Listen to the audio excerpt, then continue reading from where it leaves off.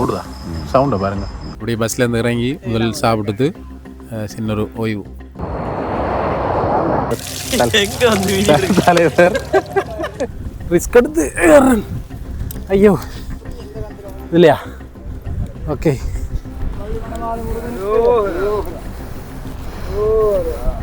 நடந்து வந்தது பாறைகள் நடுவால் தான். பாருங்க நிறைய பேர் வந்து கொண்டிருக்காங்க. இங்கே ஸ்பெஷல் அவல் தான். ரோஹரா. ஹலோ.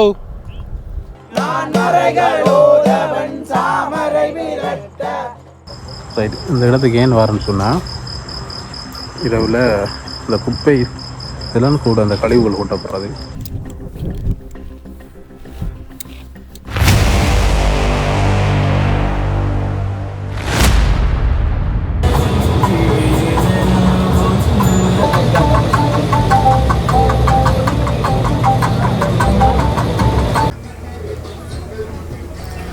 ரைட், பஸ்லேருந்து இறங்கியாச்சு.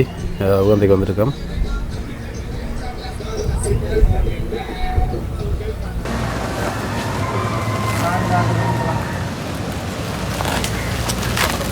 உகந்தைக்கு வந்துட்டோம். உகந்தையில் வந்து முதலாவது நாள் வந்து இப்படி பஸ்லேருந்து இறங்கி முதலில் சாப்பிட்டுட்டு சின்ன ஒரு ஓய்வு. இப்போ வந்து நாங்கள் உகந்தைக்கு கோயிலுக்கு அப்படியே போயிட்டு கோயிலுக்கு முன்னாடி இருக்கக்கூடிய அந்த கடற்கரையில் என்னென்ன விசேஷங்கள் இருக்குது அப்படின்னு சொல்லி பார்க்க போகிறோம். அதே மாதிரி மலையிலையும் என்ன அப்படி ஸ்பெஷல் இருக்குன்னு சொல்லியும் நாங்கள் பார்க்க போகிறோம். தொடர்ச்சியாக பார்க்கலாம். ரைட்டு, இப்போ உகந்தை மலையில் வந்து சில பொருட்கள் வாங்குறதுக்கு போய் கொண்டிருக்கோம். எங்கே இருக்கு?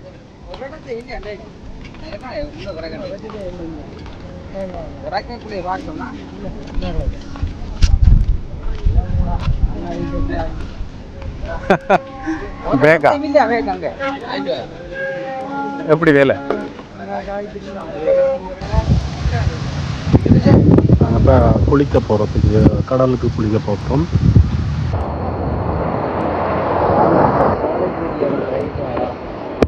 நாங்கள் இப்போ கடலில் குளிச்சுட்டு கிணத்துல குளிச்சு கொண்டிருக்கோம். தலைவர்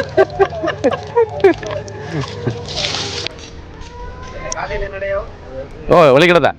பாரம் பாரம் உள்ளது. ரோஹரா. இதுதான் உகந்தை மலை ஸ்ரீ முருகன் ஆலயம். இங்கே வந்து இந்த கோயில் பாலசாவனம் பண்ணப்பட்டிருக்கு. அதால் இங்கே வந்து வழிபடுத்து போகிறாங்க. நான் உள்ளே வந்து விக்கிரகங்கள் எதுவுமே இல்லை, சாமிகள் இல்லை, எல்லாம் வந்து வெளியாளர் இருக்க போய் பார்க்கலாம்.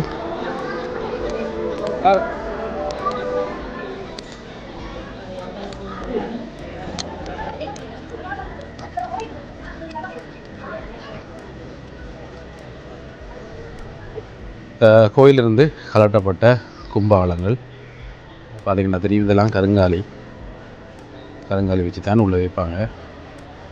கிட்டத்தட்ட எத்தனை வருஷம்? 12 வருஷத்துக்கு மேலே அப்படித்தானே இருக்கும். இதெல்லாம் கோயில் தான் மெயின் கோயில் கும்பாவளம்.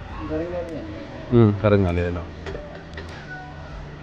எல்லா கோயிலும். இப்போ மலையில் இருந்த பழனியம்மன் கோயில், அந்த வேல் மலை எல்லாமே இதில் இருக்குது. இதுதான் வந்து பாலசாவனம் பண்ணப்பட்ட கோயில்.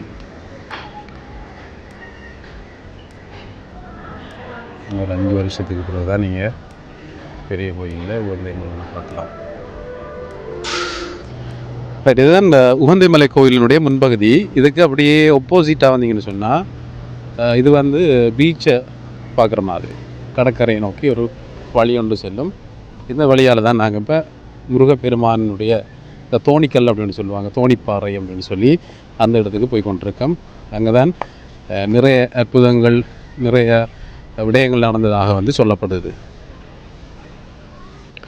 இப்போ இதில் பார்த்தீங்கன்னு சொன்னால் நிறைய அடியார்கள் வந்து பார்க்கக்கூடிய மாதிரி இருக்கும்.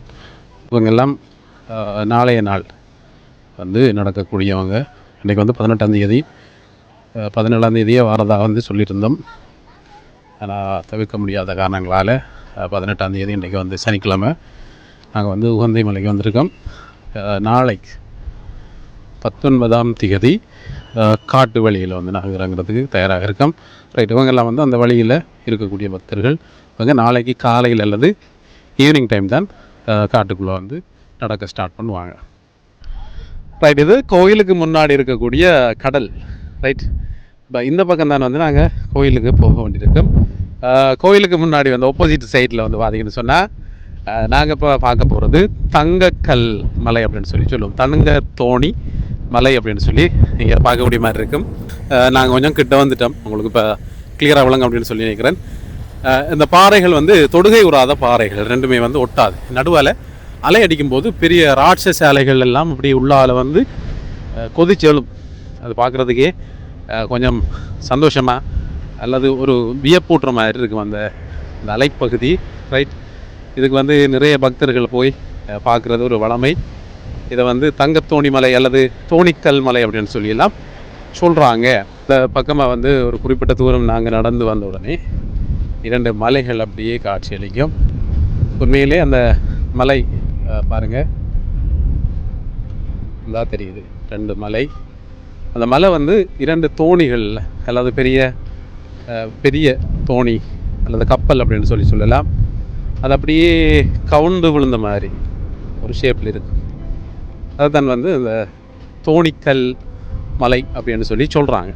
இதற்கான வரலாறு, முருகப்பெருமான் சூர சம்ஹாரம் செய்கிறதுக்காக, சூரனை வதம் செய்கிறதுக்காக முருகப்பெருமானும் அவருடைய முருகன் சேனைன்னு சொல்லுவாங்க இல்லையா, அந்த முருக சேனையில் இருக்கக்கூடிய பரிவாரங்களும் வந்து தரை இறங்கிய இடம் அப்படின்னு சொல்லி சொல்கிறாங்க. அதாவது தோணியில் அல்லது பெரிய ஒரு கப்பலில் அவங்க வந்து தரை இறங்கினதாகவும், அது வந்து தங்க தோணி அப்படின்னு சொல்லியும் சொல்கிறாங்க. அந்த இடத்துக்கு தான் நாங்கள் இப்போ போய் கொண்டிருக்கோம். பாருங்கள், நிறைய அடியார்கள் அந்த இடத்துக்கு தான் போய் பார்த்துட்டு வருவாங்க.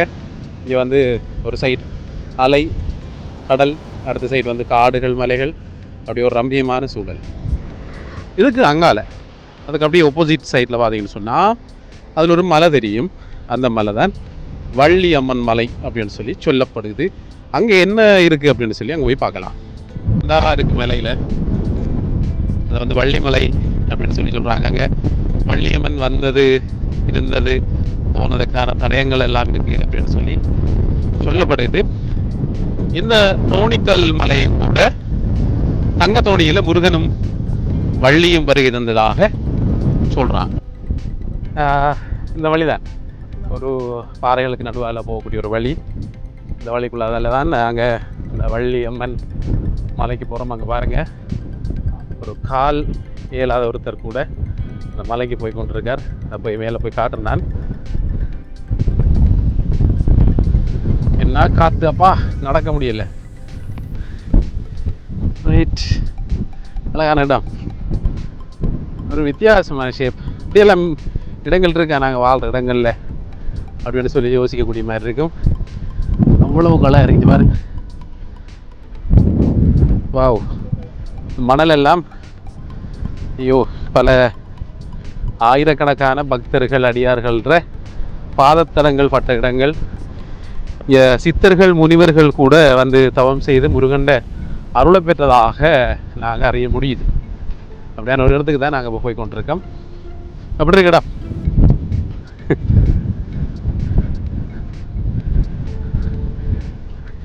வேற வழி இல்லையா? வேற இதெல்லாம் ஐயோ,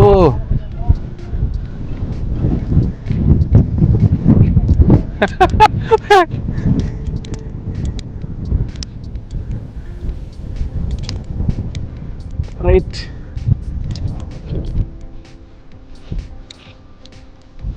அம்மா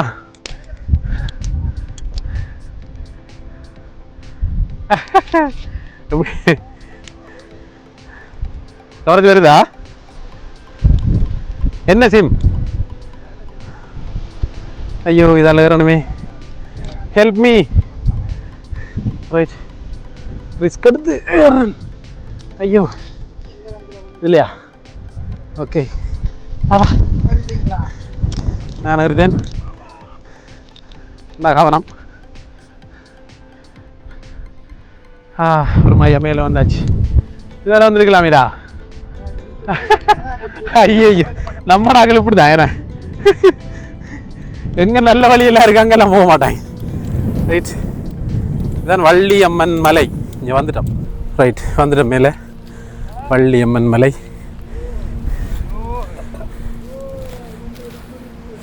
ஐயா எப்படி சொல்லாமலாம் வந்து இறங்கிட்டீங்க. ரோஹரா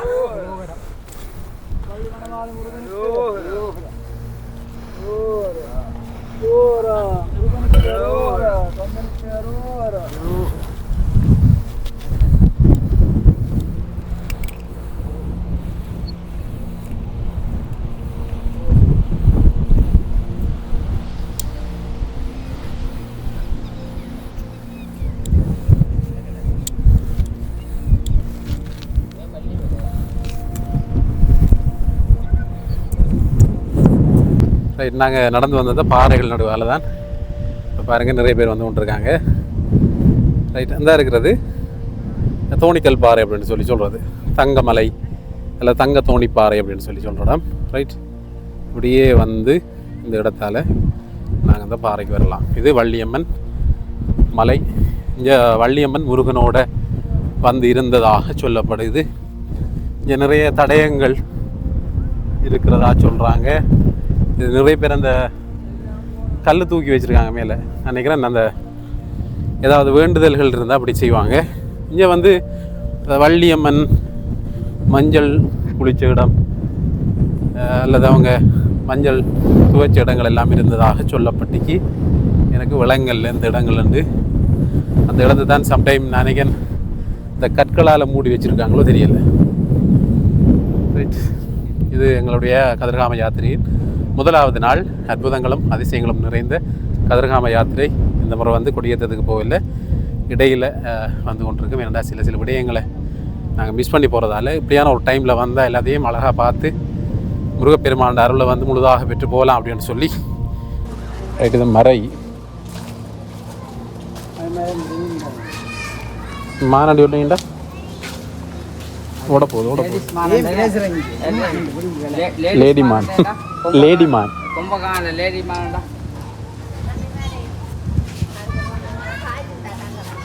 கதிர்காம யாத்திரையில் முதலாவது நாள் வந்து ஒரு முக்கியமான இடம்.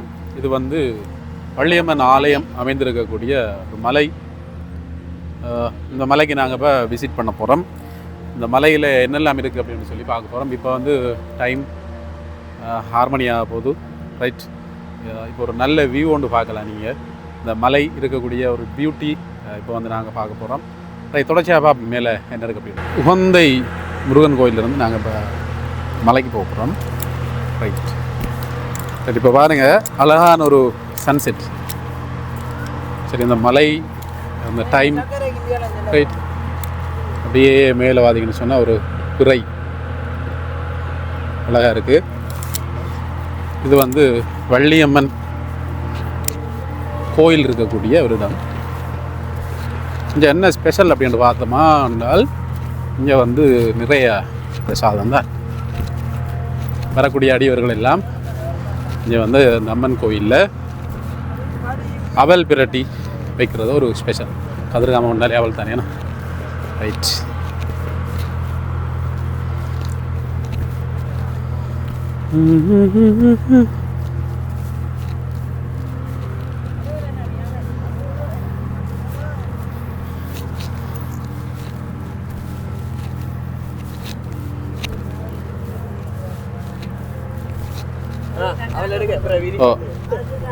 இங்கே ஸ்பெஷல் அவல் தான். ரோஹரா மண்டூர் சாமி.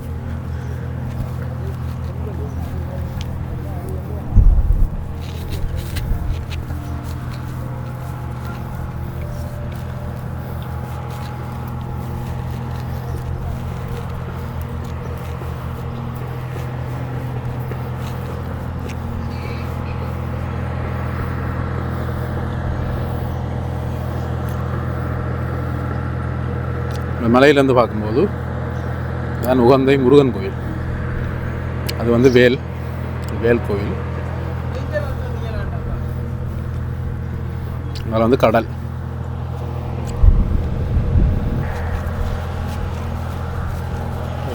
மலை சரிவுகளுக்குள்ளால போவோம்.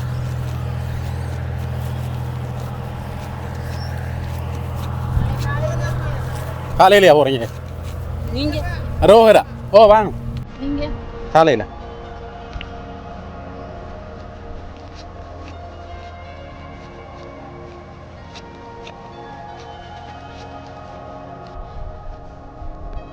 உங்களை வெல்கம் பண்ணுறது ஒரு ஆள் இருக்கார், மிஸ்டர் மங்கி. நிறைய பேர். ரோஹரா. ஹாய். ஹலோ.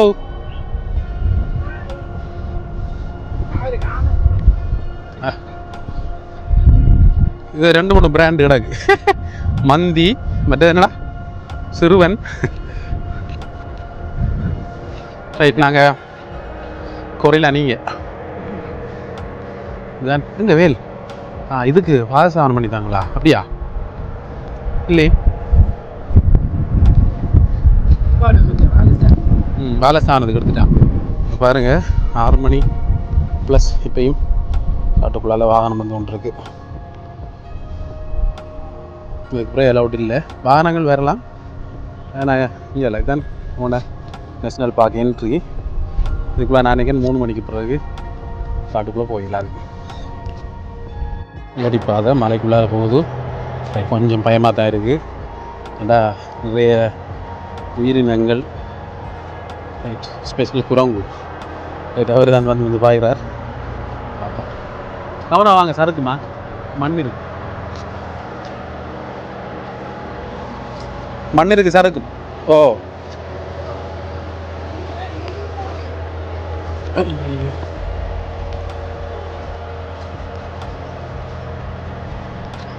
பாருங்கள், இன்னொரு அழகான வியூ. டெய்லிண்டா பார்க்குறதுக்கு அழகாக இருக்கும். எப்படி இருந்தாலும் இப்போ ஓகே தான்.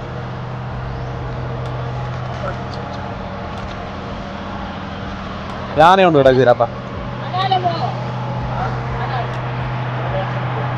யானை ஒன்று படுத்துருக்கு.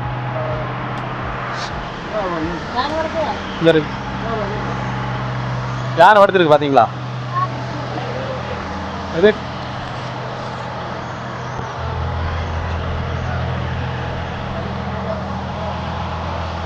சரி, யானை படத்துக்கு சொன்னால் யாரும் நம்புறாங்கல்ல, போய் பார்ப்போம்.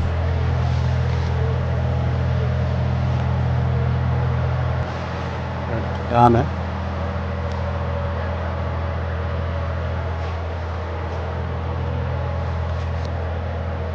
ரோஹரா.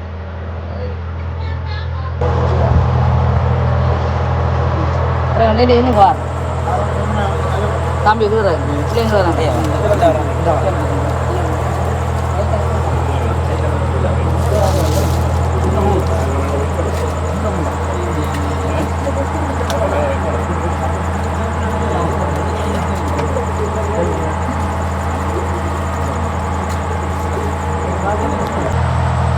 கிராமிய தெய்வ வழிபாடுன்றது தமிழர் மரபில் மிக முக்கியமான ஒரு விடயம்.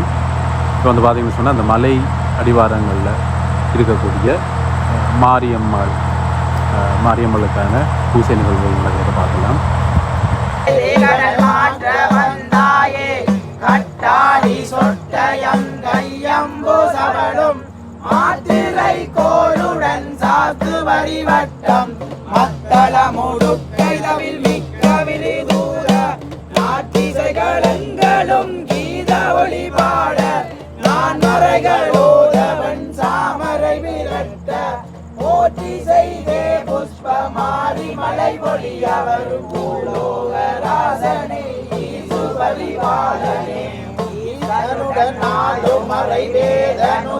இன்னைக்கு எங்களுடைய பயணத்தில் முதலாவது நாள் நிறைவுக்கு வந்திருக்கிறது.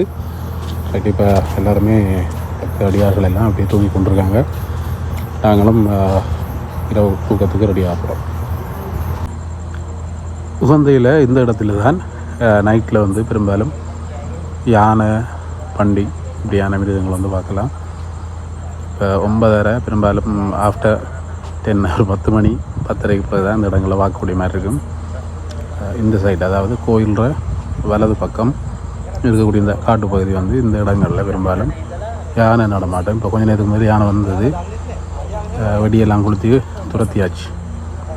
ரைட், அதுக்கு யானை வரும் அப்படின்னு சொல்லி அதுக்கு வந்து காவல் இருக்கிறாங்க. சரி, நான் சொன்ன மாதிரி யானை ஒன்று வந்துருக்கு பாருங்கள், மூவாகுது. இருட்டு பெரும்பாலும் தெரியாது. ரைட் இருந்தால் பாருங்கள்.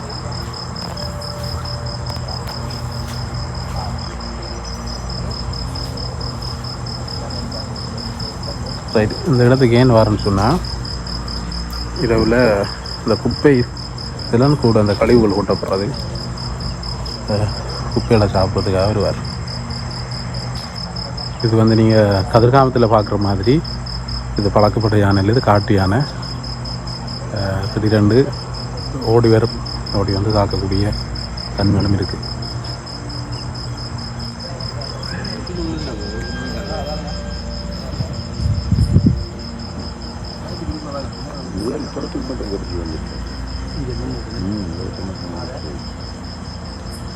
ரைட், இப்போ யானை நிற்கிறத பார்க்கலாம். இல்லை அவர் சாப்பிட்றது தான் வார நைட்டில் ஆக்களுக்குண்டா நீ இப்போ போனேன் அடிக்கணும் இல்லை பார்க்கு. ஐயோ, காட்டு யானை தானே, பழக்கம் இல்லை. ஆனால் அவர் இந்த இடத்துக்கு வந்து பழக்கப்படுது. குப்பைகள் அதில் பழங்கள் அதில் கிடக்கும் சாப்பிட்றதுக்கு.